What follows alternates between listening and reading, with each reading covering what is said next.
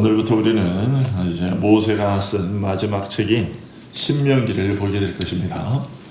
우리가 성경을 보면 창세기, 출애굽기, 레위기, 그리고 민수기, 신명기 이런 순으로 되어 있는데 이제 오늘부터 보게 될 이 신명기까지를 모세가 쓴 것으로 우리는 보고 있습니다. 그것은 너무나 자명하게 성경이 오늘 본문에서도 증거하고 있는 바인데요. 그런데 이 책은 이제 신명기라는 제목이 붙여져 있는데 이 이름은 히브리어 성경 제목인 하데바림에서 유래한 것인데요. 그 뜻은 무슨 뜻이냐? 하데바림, 그 뜻은 그 말씀들이라는 뜻입니다. 하데바림. 그러나 구약을 헬라어로 번역한 이제 70인역이라는 성경이 있는데요. 이 70인역은 오늘 이 책의 이름을 듀테로노미온 이렇게 얘기를 하고 있습니다. 듀테로노미온 이렇게요. 이게 무슨 뜻이냐면 율법의 복사 또는 제2의 율법서라는 그런 이름을 뜻입니다. 우리들의 믿음의 선배들은 왜 이 책에 이런 이름들을 붙였을까? 그에 대한 답을 우리는 오늘 본문에서 찾을 수 있습니다. 먼저 1절은 이렇게 전하고 있습니다. 이는 모세가 요단 저쪽 숲 맞은편에 아라바 광야 곧 바란과 도벨과 라반과 하세롯과 디사합 사이에서 이스라엘 무리에게 선포한 말씀이니라. 여기 1절은 신명기의 말씀을 전한 사람과 이 말씀이 선포된 장소와 말씀의 대상자가 누구인지를 알려주고 있습니다. 신명기의 말씀을 선포한 이는 모세요. 선포된 장소는 요단강 동편 모압 평지의 트랜스 요르단 지역이고 이 말씀을 선포된 이 말씀의 대상은 이스라엘 무리, 좀 더 정확하게 말하자면 출애굽 2세대가 되겠습니다. 그러면 모세는 왜 이 시점 이곳에서 이처럼 긴 설교들을 출애굽 2세대들에게 다시 해야만 했을까? 우리가 신명기 말씀을 앞으로도 계속 다 보게 될 텐데 여기 신명기 말씀에는요 사실 별로 새로운 내용들이 없어요. 앞에서 우리가 창세기부터요 다 봤던 내용들을 똑같이 얘기하고 있어요. 그런데 왜 모세는 이 똑같은 이야기를 다시 하고 있느냐 하는 거예요. 2절과 3절은 그에 대한 이유를 간접적으로 알려주고 있습니다. 2절과 3절 보시면요. 호렙산에서 세일산을 지나 가데스 바네아까지 10하루길이었더라. 먼째 해 11째 달 그 달 첫째 날에 모세가 이스라엘 자손에게 여호와께서 그들을 위하여 자신에게 주신 명령을 다 알렸어. 2절에 보면 호렙산이 나옵니다. 이 호렙산은 모세가 십계명을 받았던 시내산과 같은 곳입니다. 그리고 가데스 바네아 유명한 것이죠. 이곳은 이스라엘이 40년 동안 광야 생활을 하도록 만든 시발점이 된 장소입니다. 12명의 정탐꾼을 가나안에 보낸 곳이고 돌아온 12명의 정탐꾼 중에 10명의 불신앙적인 보고를 들은 백성들이 하나님을 원망하며 종살이하던 애굽으로 다시 돌아가자고 울부짖었던 곳입니다. 그런데 이 두 곳 사이의 거리에 대해 모세는 오늘 본문에서 2절 마지막에서 10하루길이라고 밝히고 있습니다. 실제로 이곳을 오늘날에 우리가 쓰는 미터 단위로 이제 측량을 해보면 이 호렙산, 시내산에서 가데스 바네아까지 약 264km가 됩니다.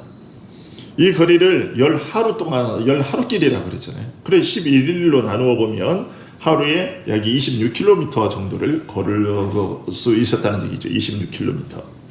이 속도로 걸으면 가데스 바네아에서 가나안 땅 제일 남쪽인 부엘세바까지 약 80km니까 천천히 걸어도 가데스 바네아에서 가나안까지 4일이면 충분히 들어갈 수 있었습니다.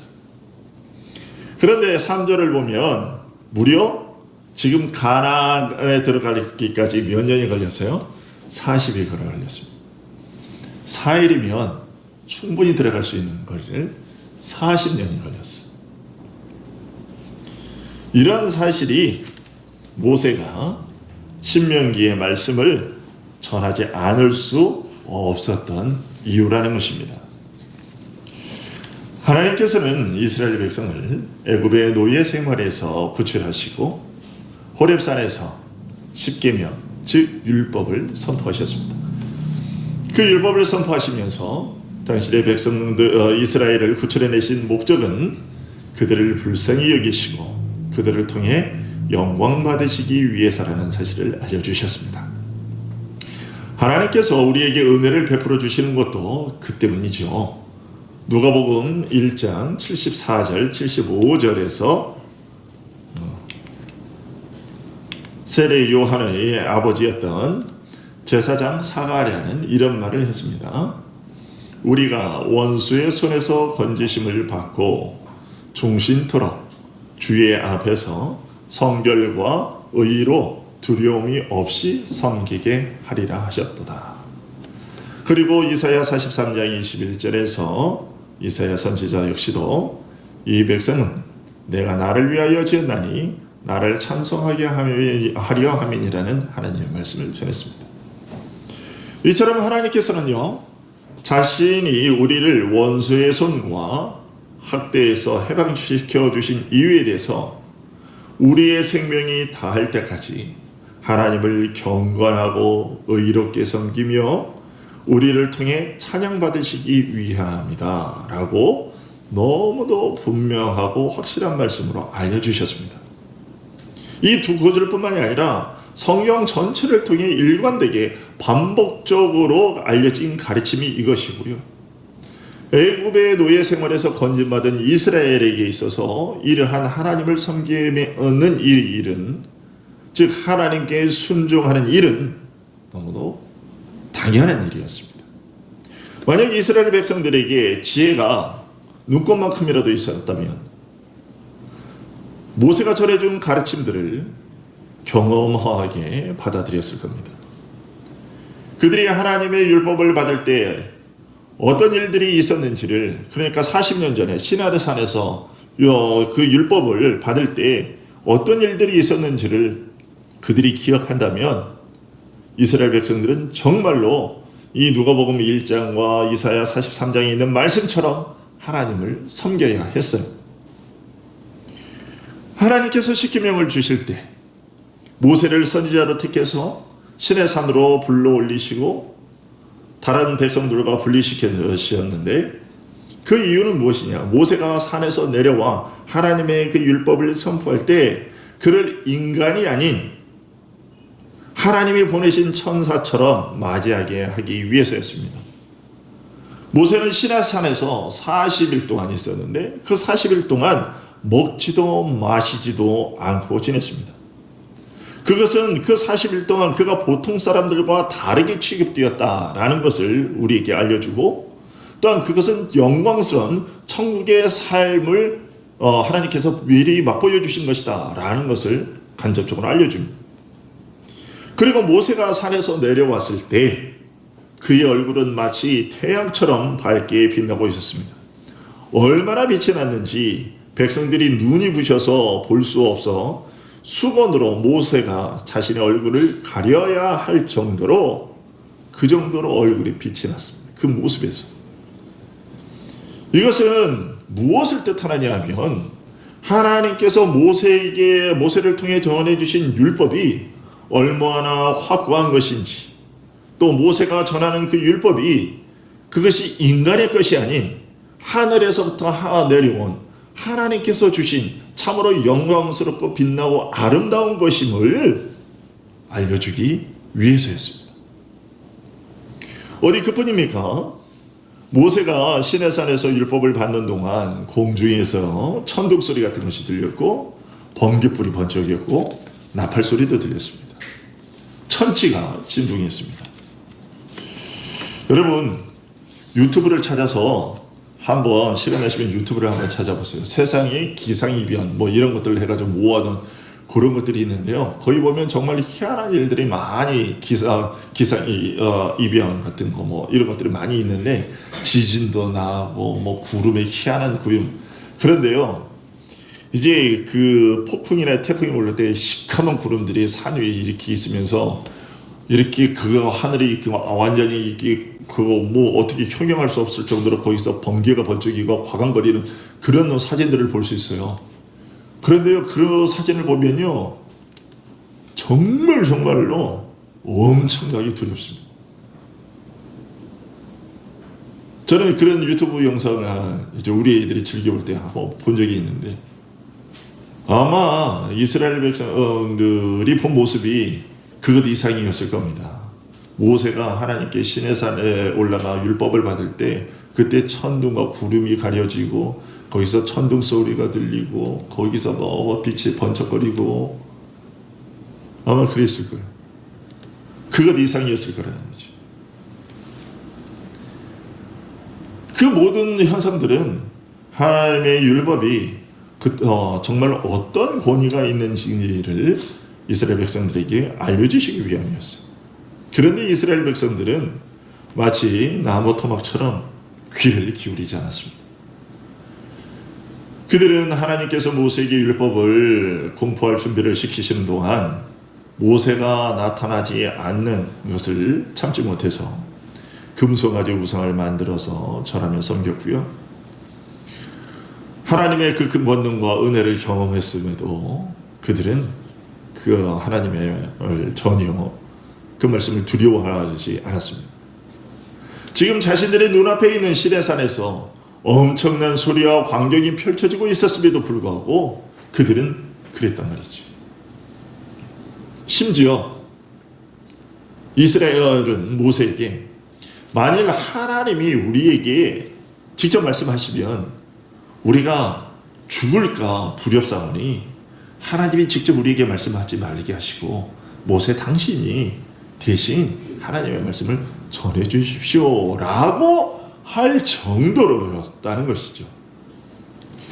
이런 두려움 때문에 처음에 그들은 자신들이 하나님의 말씀을 잘 듣고 순종할 것이라고 대답했습니다. 자신들에게 큰 경건함이 있는 것처럼 말이죠. 그러나 그 다짐은 오래가지 못했습니다. 그들의 대답은 위선에 불과했습니다. 그들은 마음속에 감동을 받지 못했고 그 율법의 가르침에서 유익을 얻기 위한 뿌리를 내리지 못했습니다. 이런 이스라엘의 모습에서 우리는 하나님께서 그분의 율법을 공포하셨을 때 이스라엘 백성들이 아주 빈약하고 연약한 반응을 보였었다는 사실, 그리고 아직 율법에 순종하려는 마음이 없었다 하는 그런 사실을 알게 되죠. 여러분은 이런 이스라엘 백성들에게 합당한 대우가 무엇이라고 생각하십니까? 이런 이스라엘 백성들은 하나님의 모든 진리에서 차단당하고 사단에게 사로잡혀서 그에게 장악당한 채 완전히 그 영적인 눈이 멀게 되고 또 실제적으로 실제 삶에 있어서도 그들이 이제 굶어 죽게 되는, 그리고 사단의 온갖 거짓된 술수에 속아서 그렇게 살게 되더라도 그것은 자신들이 자초한 당연한 삶이다 라고 이런 생각을 우리가 갖게 되지 않습니까?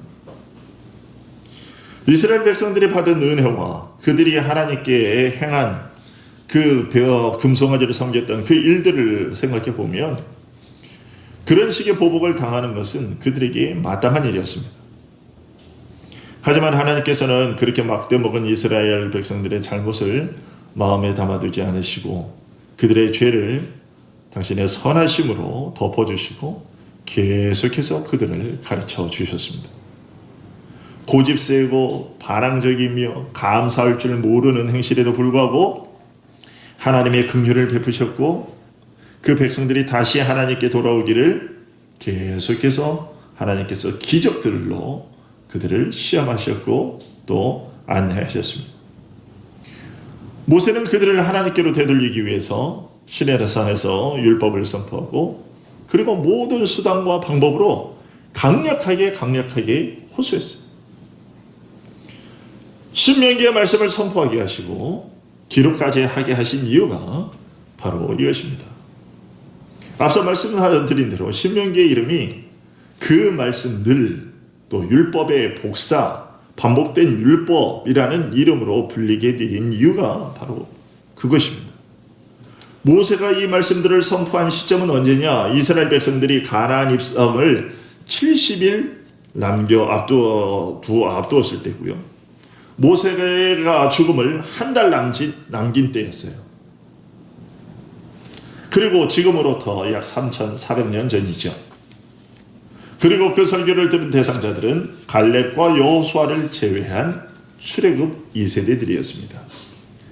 즉 민수기 14장에 기록된 가데스 바네아에서의 반역 사건 당시 20살이 되지 않았던 사람들이 지금 이 신명기의 말씀을 듣고 있는 대상자들이, 따라서 이들 중에는 이스라엘이 애굽을 빠져나올 때 겪었던 이집트에서 있었던 10개의 이적과 홍해가 갈라진 기적들을 전혀 경험하지 못한 자들도 많았고, 그것을 경험했다 손 치더라도 어렸을 적에 경험한 것이라 또렷한 기억을 갖고 있는 사람들이 거의 없었습니다.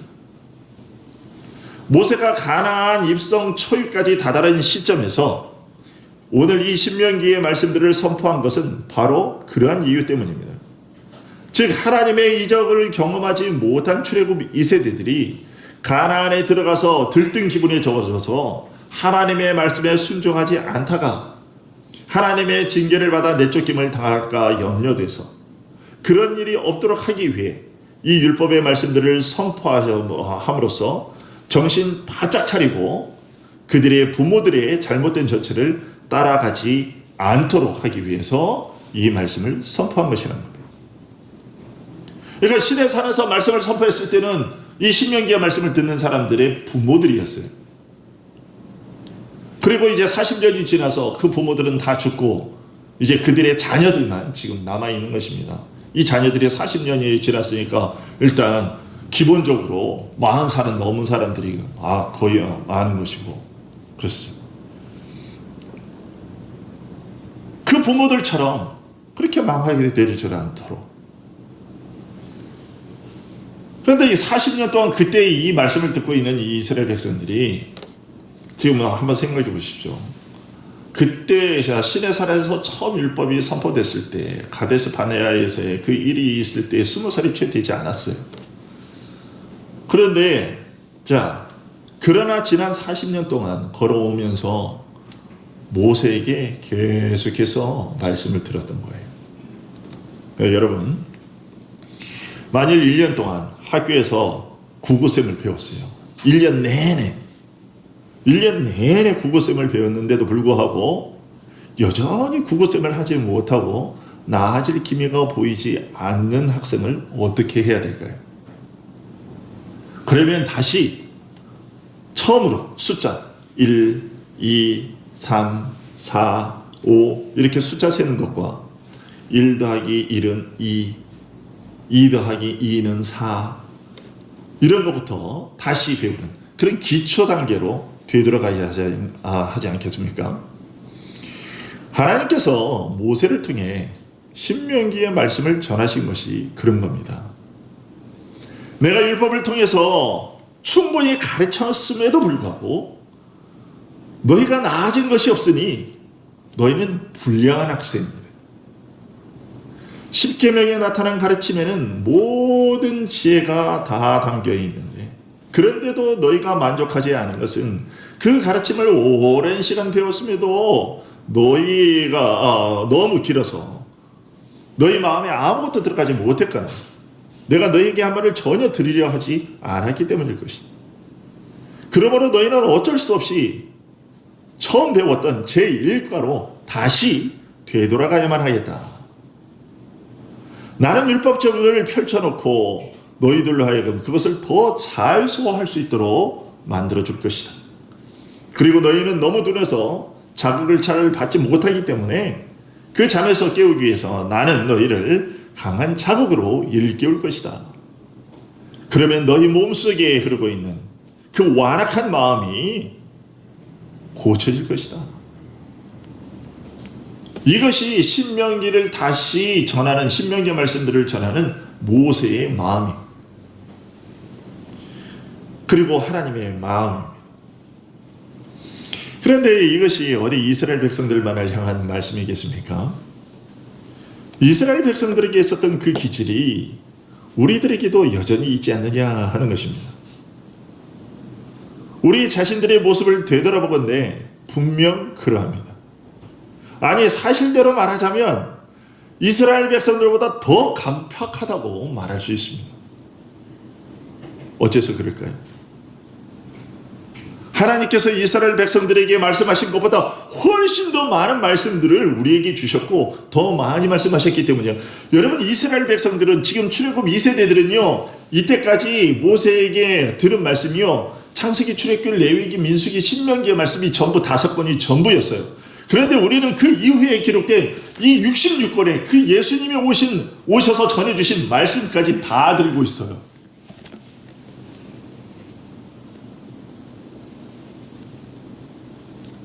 히브리서 저자인 사도는 이렇게 말합니다. 히브리서 12장 6절에서 그때에는 그 소리가 땅을 진동하였거니와, 아까 말씀드렸던 시내산에서 율법이 선포됐을 때 그때를 얘기해요. 땅을 진동하였거니와 이제는 약속하여 이르되 내가 또 한 번 땅만 아니라 하늘도 진동하리라 하셨느니라. 왜냐하면 하나님께서는 지금 우리에게 이 말씀들을 주셨을 때 이스라엘 백성들보다 훨씬 더 많은 은혜와 로 이 말씀들을 주셨다는 거예요. 도저히 부인할 수 없는 확실한 증표로 우리에게 말씀을 주셨다는 겁니다. 부인할 수 없을 정도로. 하나님께서 구약의 이스라엘 백성들보다 우리에게 그렇게 많이 알려주셨는데, 그리고 또 모세보다도 더 확실한 선지자이신 예수 그리스도를 통해 이 모든 하나님의 뜻들을 우리에게 알려주셨다고 지금 히브리서 기자는 말하고 있는 거예요. 그리고 사도 바울 역시도 고린도후서 3장에서 이렇게 얘기했어요. 돌에 써서 새겨 죽게 하는 율법의 조문의 직분도 영광이 있어. 이스라엘 자손들은 모세의 얼굴에 없어질 영광 때문에도 그 얼굴을 주목하지 못하였거든. 하물며 영의 직분은 더욱 영광이 있지 않아요. 오늘날 하나님의 말씀을 전하는 이 일에 있어서는, 이 말씀이 선포되는 이 일에 있어서는 모세가 가졌던 그 영광보다도 더 큰 영광이 있다라고 얘기해요. 이처럼 하나님께서 예수 그리스도라는 복음의 권능을 불어넣어 주시고 우리의 귀에 매일매일 울리게 하시고, 정말로 조금만 손가락 두세 번만 움직이면 하나님의 말씀이 여기저기서 다 흘러넘치는 하루 종일 들을 수 있는 그러한 상황이 되게 하셨어요. 그러니 만약에 우리에게 하나님의 착한 백성이 되고자 하는 마음만 있다면 우리에게 전해지는 말씀을 듣고 명심함으로써 하나님이 영광 받으시도록 분명히 그렇게 할 수 있어요. 그러나 여러분, 솔직히 말해서 여러분은 하나님과 연결되어 있습니까? 우리가 과연 하나님과 연결되어 있습니까? 하나님은 우리에게 많은 가르침을 주시려고 자신의 마음을 열어놓고 계시는데, 우리는 반대로 우리의 마음을 꼭꼭 걸어 잠그고 열어주지 않으려. 이스라엘 백성들은, 유대인들은 하나님에 대한 무리함과 왜고집과 배은망덕과 또 의도적인 완악함, 그것이 무엇인지를 보여주는 거울이었습니다. 그리고 우리는 그와 같은 명확한 거울이 있고 또 교훈이, 분명한 또렷한 교훈이 이렇게 있음에도 그들과 똑같이 행동을 하니 곧 하나님의 말씀에 귀를 기울이지 않으니 더 많은 책망을 받아 마땅하지 않느냐라는 것입니다. 여러분, 오늘날 하나님이 우리를 무엇에서 해방시켜 주셨습니까? 사람들에게서, 또 세속적인 인간들의 횡포에서 우리를 해방시켜 주신 것입니까? 아니지요. 우리를 죄와 사단의 사슬에서 구출해내셨고 죽음의 소용돌이에서 지옥의 토굴에서 이끌어내셨습니다. 그리고 이스라엘에게 가나안 땅을 기업으로 주셨던 것처럼 예수 그리스도를 통해 천국문을 열어주셨습니다. 그리고 천국의 소유권을 확보해서 영원한 안식처에서 우리를 살게 해 주셨습니다. 우리를 하나님께 속한 자들이 되게 하셨습니다. 그렇다면 우리는 과연 이스라엘 백성들보다 하나님의 말씀을 더 잘 들어야 하지 않겠느냐? 하지만 솔직히 우리가 이스라엘 백성들보다 더 하나님의 말씀에 잘 순종하고 있는 것이 맞습니까? 하나님의 율법의 말씀 듣기를 우리가 즐겨합니까? 모르긴 몰라도 우리의 배은망덕한 죄가 이스라엘 백성들보다 갑절이나 아니 몇백 배나 더 할 겁니다. 하나님께서 신명기의 말씀을 전하도록 하신 것은 이렇게 무리하고 반항적인 백성들을 깨우쳐 주시기 위함이었습니다. 그것은 오늘날 우리에게도 동일하신데요. 하나님께서 그리하시는 것이 하나님께서 이렇게 말씀을 통해서 우리에게 알려주시는 일이 정말 우리에게는 반드시 필요한 일입니다. 여러분 한번 생각해 보십시오. 하나님께서 이토록 우리에게 그분의 말씀을 많이 전하시는데도 우리가 이스라엘 백성들처럼 아니 때로는 불신자와 같은 태도로 살아가는데 만일 하나님께서 우리를 가르치시는 일을 지루하게 여기셔서 아이고 너희들은 도저히 안 되겠다 하고 우리를 포기해버리시고 하나님의 말씀 가르치시는 일을 그만두어 버리신다면 우리는 어떻게 될까요? 그러니 여러분 하나님의 말씀 듣는 일을 귀찮게 여겨서는 안 되겠습니다. 우리들의 태도를 보면 자녀들에게 끊임없이 잔소리를 하는 엄마들보다도 더 따라다니면서 하나님의 말씀을 우리 귀에 들려주셔야만 우리가 살 수 있습니다. 그러나 우리는 지금 듣는 말씀조차도 버겁게 귀찮게 너무나 많은 말씀을 듣는 것 같아 라는 생각을 합니다. 여러분 그러나 독생자로의 피로 우리를 구원해 주시고 품어주시는 분은 여호와 하나님 한 분밖에 계시지 않습니다. 그분은 우리의 창조주요 우리를 택해 당신의 자녀로 삼으시고 끊어지지 않는 사랑의 끈으로 당신에게서 떨어지지 않도록 우리를 메어 놓으신 분이십니다. 그런데도 혹시 여러분 그런 이야기는 벌써 수백 번 들어서 이제는 전혀 저의 마음을 자극하지도 저의 마음을 흥분시키지도 못합니다 라고 그렇게 생각하고 계신 분은 안 계신지요? 하지만 여러분 우리가 아직 진노의 자녀였을 때를 떠올려 보십시오. 그리고 이미 오래전에 들었던 이야기일지라도 벌써 여러 번 들은 이야기라 할지라도 그것이 과연 내 귀에만 머무르지 않고 내 마음속 깊은 자리에 자리하고 있는가를 한번 확인해 보십시오. 우리가 하나님을 영화롭게 하기 위해 이 세상에 태어났다는 사실을 기억하고 있다면 그것이 정말 내 마음속에 확실한 고백이라면 그냥 소열의 문답 일문에 대열의 문답 일문인 그 대답으로 그냥 그 문자적인 것으로 머물러 있지 않고 그게 내 마음속에 진정한 고백이라고 한다면 하나님을 향한 우리의 그 의무를 잊지 않기 위해서 그분의 말씀을 듣고 또 들어야 하지 않겠느냐 하는 것입니다. 하나님께서 우리를 자녀로 삼으신 아버지로서의 사랑과 우리를 영원한 죽음에서 해방시켜 주신 예수 그리스도께 얼마나 많은 빚을 지고 있는지를 우리가 안다면 하나님께 온전히 헌신해야 하지 않겠는가 하는 것입니다. 우리가 진정 그런 사랑의 감동을 받고 있다면 지금 하고 있는 것과는 다른 자세로 하나님을 섬겨야 하지 않겠습니까? 우리가 세상 일에 넋을 빼앗기고 죄악과 우리의 흥분된 감정에 휘말리는 이유가 무엇이냐? 그것은 언제나 하나님의 말씀에 귀를 기울이지 않았거나 우리에게 주어진 임무를 다하라고 하실 때 그 말씀에 전혀 신경을 쓰지 않았기 때문일 겁니다. 따라서 하나님께서 우리에게 너희는 참으로 공고한 자다. 너희가 얼마나 야비한 자들인지 알고 있느냐?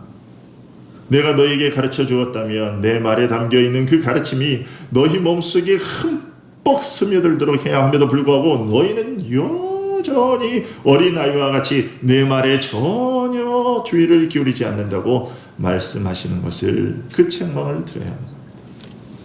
여러분, 한두 살짜리 어린애가 안 돼 라고 했는데도 계속해서 그 일을 또 만지지 말라고 한 걸 또 만지고, 손가락 입에 빨지 말라고 그러는데도 계속 빨고, 지금도 저희 이 큰 애를 보면 이게 지금 15살이나 먹었는데도 손가락 물어뜯지 말라고 얘기를 했는데도 불구하고 수백 번을 얘기하는데도 계속해서 그 손가락 물어뜯는 그 버릇 못 고치는 거 보면 답답한. 여러분들도 그러잖아요. 여러분의 자녀들을 키우실 때 어떠세요? 하지 말라고 그렇게 얘기를 했는데도 또 하고 고쳐지지 않는 그 모습을 보면 화가 얼마나 머리끝까지 치밀어 오릅니까? 그런데 우리는요,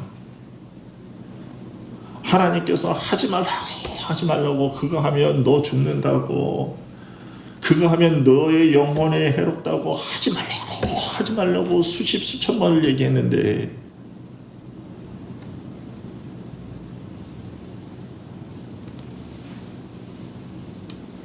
여러분, 다시 한번 말씀드리지만, 그래서 하나님의 말씀을 듣는 것이 우리가 해야 할 첫 번째 일입니다.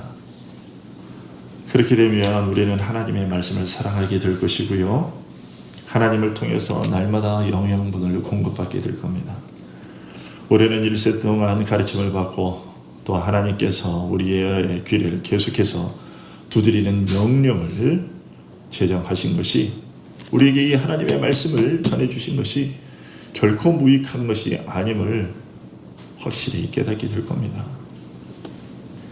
그러나 만약 하나님의 말씀을 듣지 않고 가르침을 받으려고 하지 않는다면, 하나님께서 이사야 선지자를 통해 이스라엘 백성들에게 경고하셨던 것을 우리에게 내리실지도 모릅니다. 그러므로 모든 계시는 하나님의 말씀이죠. 너희에게 봉한 책의 말처럼 되었으니, 무슨 얘기입니까? 봉해졌다는 것이죠. 꽉꽉 닫혔다는 것입니다. 열쇠로 잠근 것처럼 봉해져서 말처럼 되었으니, 그것을 글 아는 자에게 주며 이르기를 그대에게 청하노니, 이 말씀을 읽으라고 하면 그가 대답하기를, 아이고 그게 꽉 봉해져 있어서 아이고 나는 읽을 수가 없네요. 또 그 책을 글 모르는 자에게 주면서 그대여 이거 좀 읽으라, 이렇게 그대에게 청하노니 이를 읽으라 하면 그가 대답하기를, 아이고 이거 무슨 글자인지 저는 글자를 몰라서 저는 못 읽겠네요. 그렇게 말할 것이다. 무슨 얘기입니까? 하나님의 말씀에 대해서 그만큼 이스라엘 백성들이 관심을 보이지 않았고 흥미를 보이지 않았고 알려고 하지 않았다는 것이죠. 이처럼 하나님 말씀을 듣기를 거부하고 짐승처럼 불법의 종으로 살았던 자들을 하나님께서 어떻게 벌하셨는지를 기억하십시오. 하나님이 한동안은 우리를 참아주십니다. 우리가 하나님의 집에서 추방당하고 진리를 박탈당하고 사단에 넘겨져 눈이 멀게 되고 더럽혀져도 여전히, 그러나 하나님은 우리를 그렇게 불쌍히 여겨서 우리를 당신 곁으로 이끌어 주십니다. 그러나 만약 우리가 여전히 하나님의 선한 가르침을 거절하고 연말이 되었는데도 그 해의 첫날보다 나아진 것이 전혀 없다면, 이스라엘에게 내려졌던 유황한 일들이 우리에게 임할지도 모릅니다. 여러분, 이제 6월 7일입니다. 올 1월 1일보다 지금 6개월 동안 우리가 하나님에 대해서 나아진 것이 있나요?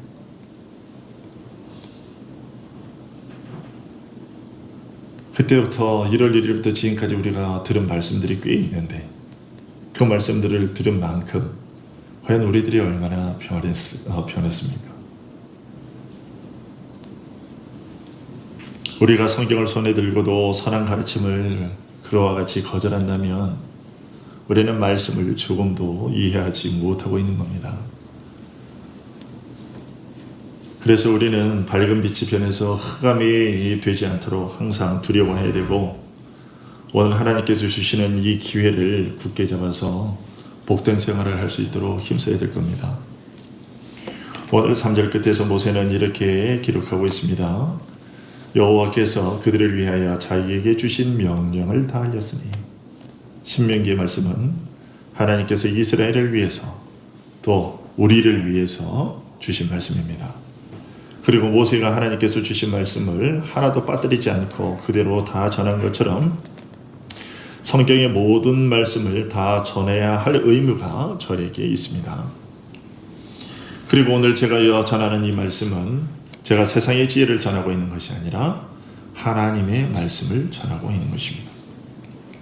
모세가 애굽의 왕궁에서 배운 지혜로 자신의 생각을 전한 것이 아니듯이 저 역시 세상의 지혜와 말로 터득한 저의 지식을 전하고 있는 것이 아니라 하나님의 말씀을 전하고 있는 것임을 기억하시기 바랍니다. 하나님은 그렇게 오늘도 여러분을 위해서 이 말씀을 주신 것이고, 저는 하나님이 주신 이 말씀을 그대로 여러분께 전합니다.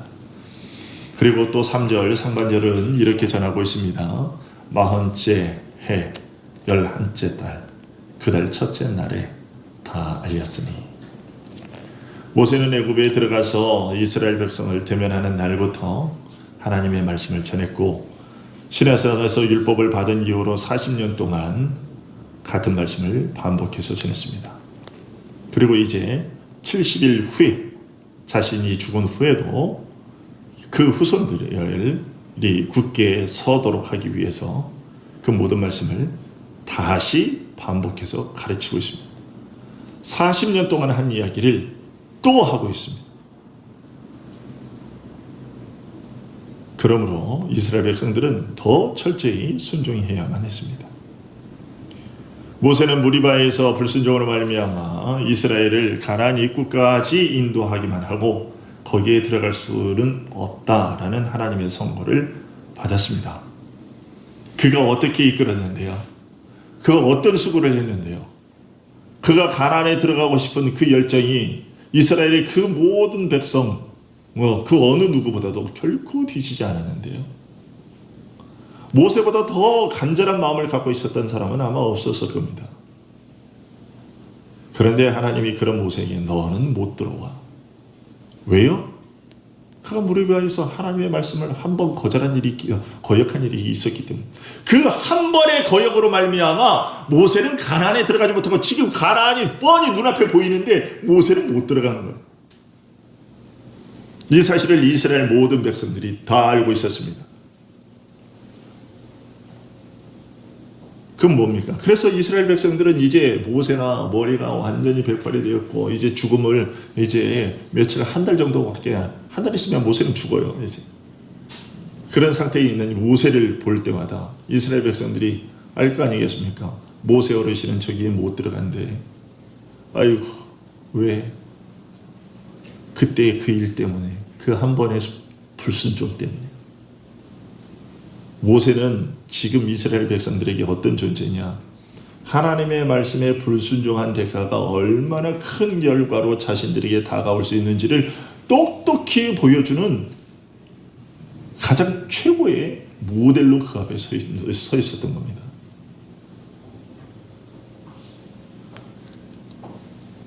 그래서 모세는 이제 그 모든 백성들 앞에서 서서 말씀을 하는 거예요. 암묵적으로 너희들 나를 봐라. 나 이제 곧 죽는다. 나 가나안에 못 들어간다.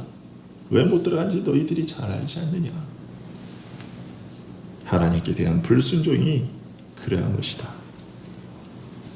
그러니 너희들은 제발 이제부터 다시 내가 너희들에게 전해주는 이 말씀들을 꼭꼭꼭꼭 마음에 새겨서 정말로 나와 같이 그런 복을 당하는 일이 없게, 너희들의 부모와 같이 그렇게 되는 일이 없도록 하거라.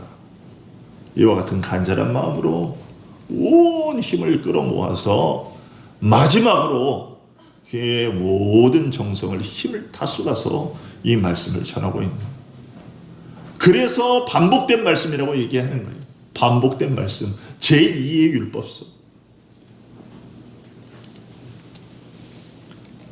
이스라엘 백성들은 40년 동안 반복해서 듣고 또 들었습니다. 여러분 지금까지 몇 년 동안 하나님의 말씀을 반복해서 들으셨습니까? 여러분 어떤 사람이 선하게 되기로 마음먹었다면요 40년은 선한 마음을 먹기에 이미 충분한 시간입니다. 근데 언제까지 마음만 먹고 우리가 살겠습니까? 맨날 계획표만 40년 동안 계획표만 작성하는 거예요. 계획표만. 실천은 없어요. 어떤 사람에게 40년 동안 같은 말로 교훈을 했는데도 불구하고 그 충고를 받아들여야 하지 않고 분별 없이 행동한다면 그 사람을 우리는 어떤 눈으로 바라보게 될까요? 오늘 이 시간 그 답을 여러분 자신에게 한번 해보십시오. 나는 지금까지 하나님의 말씀을 몇 년 동안 들었는가? 그 말씀을 들었는데 나는 과연 얼마나 변했는가? 우리 자녀들에게 겨우 10년, 20년 뭐 이렇게 얘기를 했는데도 자녀들이 고쳤지 않는 모습을 보면 저도 아유 저건 이제 글렀다 이런 생각을 우리가 하잖아요. 근데 우리는 대체 몇 년을 그려왔냐고요. 하나님 앞에서. 그래서 하나님이 말씀을 듣고 또 들으라고 하는 것이고 지겹도록 들려주시는 거거든요. 그런데 우리는 우리의 모습은 고치지도 않고 아유 그만 좀 하세요. 하나님 지겨워요. 아유 목사님 그 얘기 뭐 또 아는 얘기를 또 그렇게 하시나요? 지겨워요.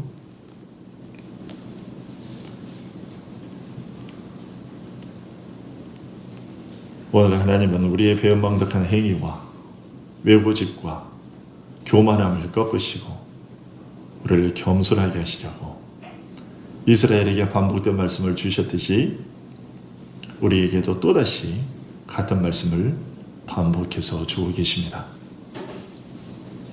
이러한 때에 마음을 고쳐놓고 다시금 돌이키는 우리 모두가 될 수 있기를 어제보다는 조금 더 나은 우리들이 될 수 있기를 소원합니다. 기도하겠습니다.